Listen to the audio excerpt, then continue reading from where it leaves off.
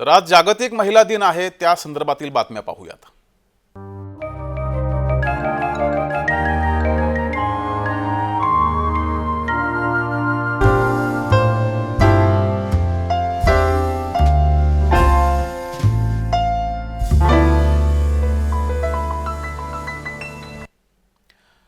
जागतिक महिला दिनानिमित्त महाराष्ट्राच्या महिला आमदारांच्या काय भावना आहेत, महिला सक्षमीकरणासाठी त्या काय बदल घडवू इच्छितात, हे आपण जाणून घेऊयात।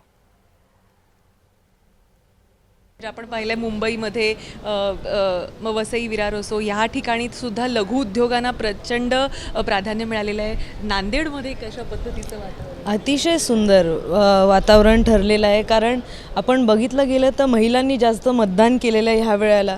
लाडकी बहीण ही योजना अतिशय सुंदर आमच्या मतदारसंघात तर छानपैकी राबवली गेलेली होती। त्याचा प्रचार प्रसार व्यवस्थित झाला, महिलांना त्याचा लाभसुद्धा झाला।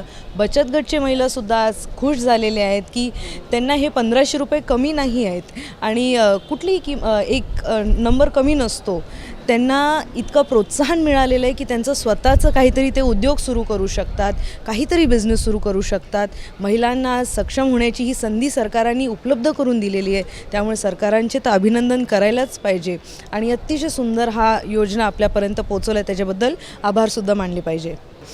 श्रीजयाताईंनी एक मागणी केली आणि त्याला मी आणि सर्वच महिला सदस्यांनी पाठिंबा दिला, ती म्हणजे सभागृहामध्ये महापुरुषांचे फोटो लागलेले आहेत, पण त्यासोबत महान ज्या नेत्या होऊन गेल्या आपल्याकडे, मग त्या जिजाऊ माता असतील, ताराराणी असतील, पुण्यश्लोक अहिल्याबाई असतील, क्रांतिज्योती सावित्रीबाई फुले असतील, कोणाचा तरी फोटो एक प्रेरणास्त्रोत म्हणून महिलांचा सुद्धा फोटो तिथे असायला हवा, जेणेकरून आम्हा महिला सदस्यांना त्यांच्याकडनं प्रेरणा मिळेल। तर अशा पद्धतीच्या वेगवेगळ्या पद्धतीच्या मागण्या आज सभागृहामध्ये आम्ही महिलांच्या वतीने केलेल्या आहेत आणि मला खात्री आहे की हे महायुतीचं सरकार, लोकाभिमुख सरकार, महिलांनासुद्धा सकारात्मक या मागण्या घेतील आणि ह्या सगळ्या मागण्या पूर्ण होतील। मला मनीषाताईंना विचारायचं आहे, मनीषाताई तुम्ही आज इतक्या वेळा निवडून आलेल्या आहात लोकांमधून, दरवेळी नवीन काहीतरी जनतेला तुम्ही देण्याचा प्रयत्न करत असतात। ह्याच्यामध्ये हा जो आता जनरेशन तुम्ही बघताय, वेगवेगळे आता नवीन जनरेशन आली आहे, त्यांचे प्रश्न मांडण्याची पद्धत, एक सिनियर नेत्या म्हणून तुम्ही ह्या सगळ्यांकडे कसं बघता आणि म्हणजे कसं वाटतं तुम्हाला की ज्यावेळी महिलांची संख्या अधिक, आता मला वाटतं 29ला होईलच, पण त्याआधी सभागृह महिलांच्या मागण्या घेऊन कशा पद्धतीनं समोर जात आहे? महिला काही वर्षांमधलं तुमचं हे जे चेंज झालेलं नवीन आमचे महिला आमदार आहेत, त्यांना पक्षातर्फे प्रशिक्षण दिलं जातं। ह्या प्रशिक्षणा माध्यमातून जी आयुध आहेत, ही आयुध कशी वापरायची, तर त्यांनी जास्तीत जास्त वेळ सभागृहात बसले तर त्यांना ह्या आयुधांचा अनुभव येणार आणि ह्याच्यातूनच घडणार ते। आणि आज अशासकीय ठराव आहे, त्या अर्धा तास चर्चा आहे किंवा विधेयकं कशी मांडायची, बिलांवर कसं बोलायचं, ह्या सगळ्या आयुधांतून नवीन आमच्या ज्या आमदार आहेत त्या शिकतील। आणि आम्हीसुद्धा काही शिकून आले नव्हतो, सभागृहामध्ये जास्तीत जास्त वेळ बसून आपले नेते कसे उत्तरं देतात, आपले नेते प्रश्न कसे विचारतात, लक्षवेधी कशी मांडली जाते, ठरावाची सूचना कशी मांडली जाते, आम्ही त्यांच्याकडनंच शिकलो।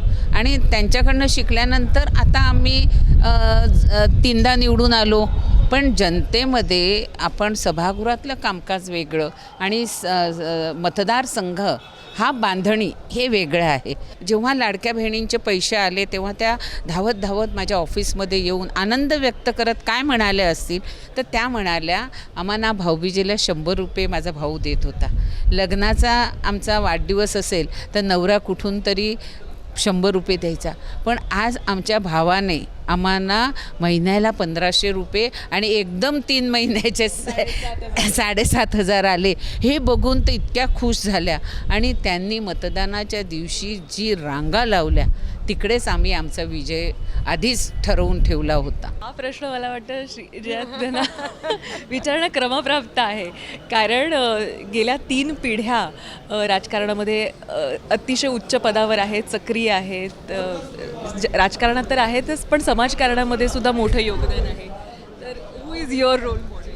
माझी आजी, माझी आई हे नक्कीच प्रश्नच उद्भवत नाही, कारण हे दोघं माझे रोल मॉडेल नेहमीच राहणार आहेत।